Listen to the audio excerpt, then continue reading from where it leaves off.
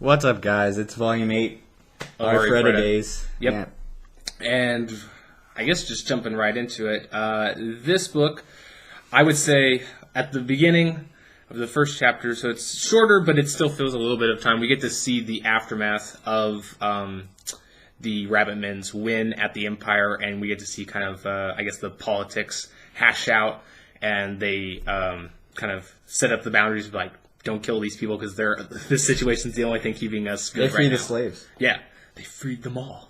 And then after that, we get to see, probably the biggest part of the book is them in the forest dungeon, which, super hyped there. Then at the very end is when we get to see, I guess, them preparing for their trek to the final labyrinth, and then also trying to rebuild the Beastmen's village.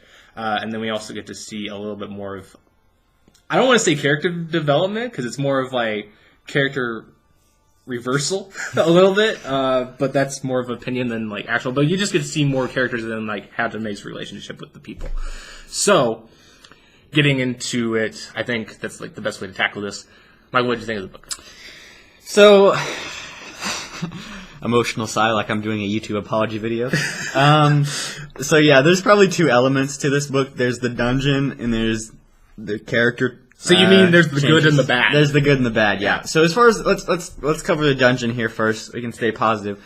So this is like really one of the best dungeons. I think the first dungeon, just because the perspective of Hajime doing it by himself, and every floor is like life or death, is probably more suspenseful. But the actual mechanics of this dungeon is great. You have basically them trying to figure out like their bonds, how strong are their bonds, and you have illusion magic to trying to create an ideal situation that they have to break out of, and you have towards the end you have a large reversal fight. Filio. Yeah, reverse feelings. You have a large fight there as well towards the end where you get to see the power of the team grow quite a bit. Yeah.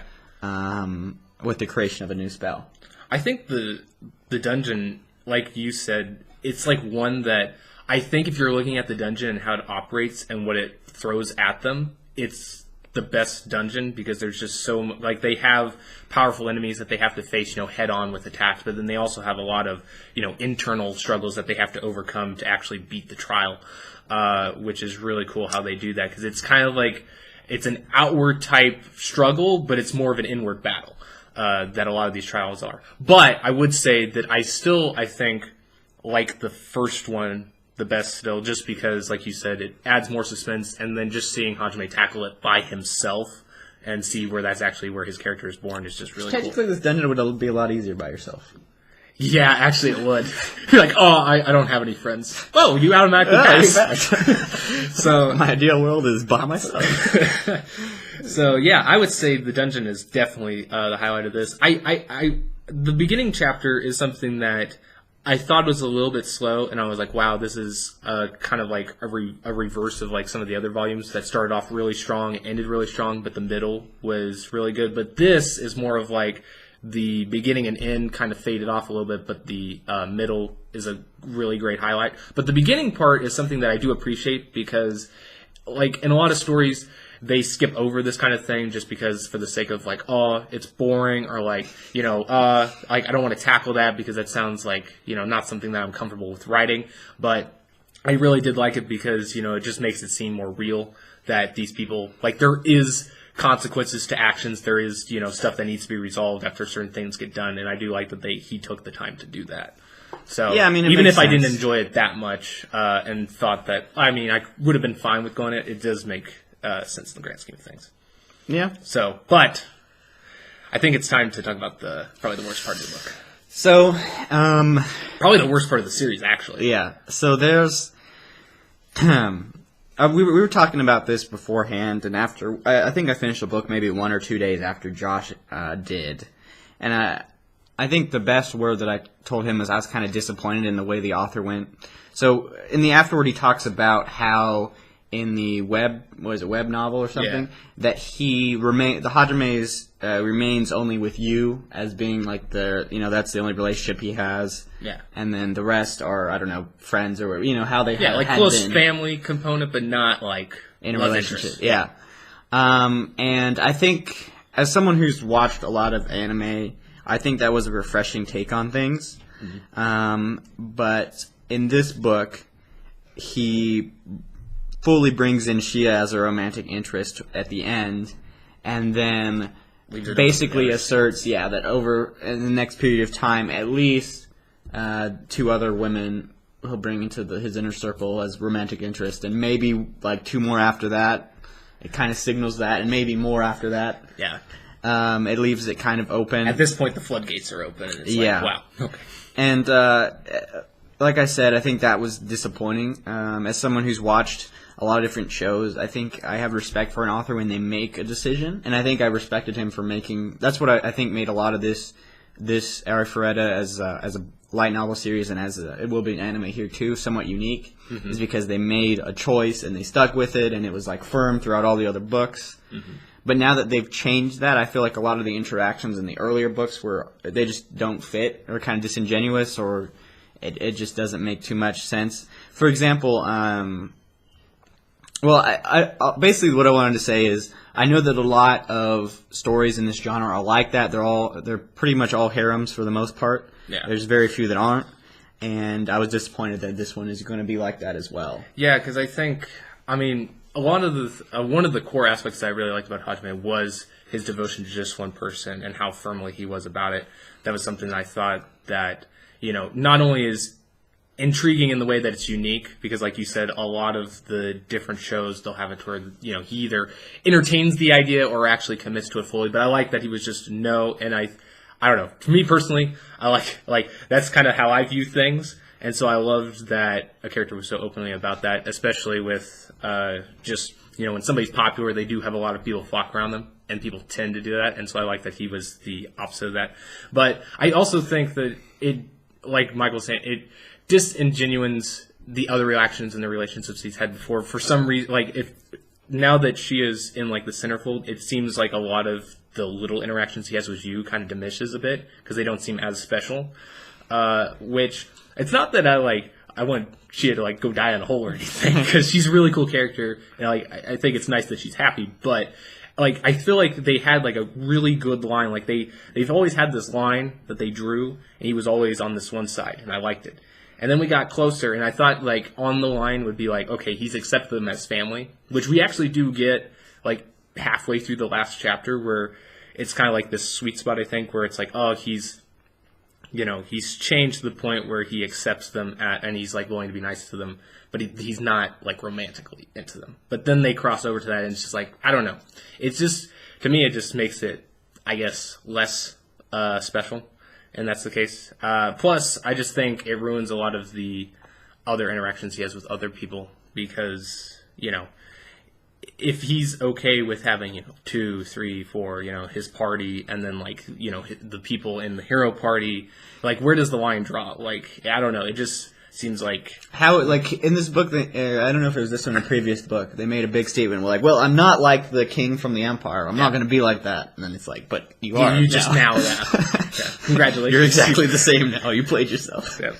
Which, I don't know. There's just something. It just doesn't fit. I don't think it was. It was something I would say over the hump for how long the story has to go. There's probably only maybe 1, 2 more books, something like that. Maybe longer if he wants to drag it out. But I just feel to go this whole way and then at the very end change, do a 360 on his character to an extreme, because that was something that, this idea of a harem was never his idea. It was always Yu's, because she was I want him to be happy, so I'm okay with him being with multiple people.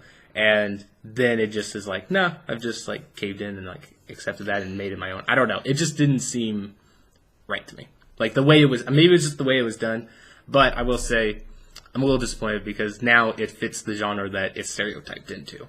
Yeah, which I think is another thing that saddens me a bit. That it's lost a little bit of its uniqueness a bit. But I will say, another thing, straying away from the relationship side, in terms of love interest. The interaction with the hero party is something I'm a bit on the fence about, because I like that he's always, just pushed them away because he doesn't like them. I mean, he tolerates them in some instances or uses them when he can, but it's never in like genuine interest or care. And seeing that he actually is to the point where he accepts them into his party, I mean, he still has elements of his old, or the self that we like, so don't get me wrong about this, but I don't know, it just seems like it's a little too, they're a little too close now. Because for somebody that absolutely hated them, didn't want anything to do with them, I think getting to this part is a little hard to believe. I liked the balance in Volume 7. I think that was as far as it should have gone, and it seems like they teetered over that edge to the point where I'm like, not as interested. Yeah, I mean, overall, we don't want to get our viewers here the wrong impression about what this book is. I think there's a lot of good stuff. The dungeon's great. I think, I don't know, because I don't know the context of when the author wrote this, and if he kind of caved to the pressure of his audience, or he just made that artistic decision. But I just disagree with the way he went in this book. As far as the character interactions, and as also what you're talking about with the hero party, I think it's kind of disingenuous in regards to Hajime's character, how he has been. And I understand, for example, I understand that characters change over time and evolve, but I don't see this as an evolution of Hajime. I see this as now he's like the general good guy protagonist. Like, a lot of his uniqueness is lost. Yeah, because one of the things that's interesting is when he gets out of the abyss, he's a villain to the world, because he's like, I don't care who it is, I'm going to kill him. If they get in my way, I will end them. And then we get to see, him retain a little bit of his humanity, talk to people, and it's like, okay, he's an anti-hero. Like, that's still, like, I was okay, like, that's as far as I really wanted to go, because, like, an anti-hero retains both. And in this one, it feels like they took the step further. They're like, no, he's a hero, but they're like, well, we built him up with this persona, so they're like, well, no, he's still gonna have both, So, like you said, it's like, it just seems off. But I'm sure we'll see a lot of him doing crafty, evil things in the next book. So I'm looking forward to that. I guess getting into a rating, me personally, I'll start off because I think I'm going to throw Michael for a loop here. I think the dungeon itself and parts of the action that are in the dungeon, I think it's a 10 for that. The interactions, because there are a lot of good little moments, especially like the extra chapter where they have like the Village Monthly thing. I thought that was pretty funny. I actually like that a lot. But, so I think like that's about a 9. But, like some decisions they made in terms of like Hajime and like the direction kind of they're going, I think that's more of like, I can't believe it's not better. So for me, if I was to, honestly round it out and everything, I'd have to give it a gotta have it. It's just... So, like it's really good, and I actually like the action and like the different scenes that they go through more than I do in Volume 5. But it's just the overall arc went in a direction that I can't really accept or approve of, so that's why I have to give it a little bit lower. I think that's a pretty good assessment of the book. I'm not going to belabor the point too much because I pretty much agree with everything you said there.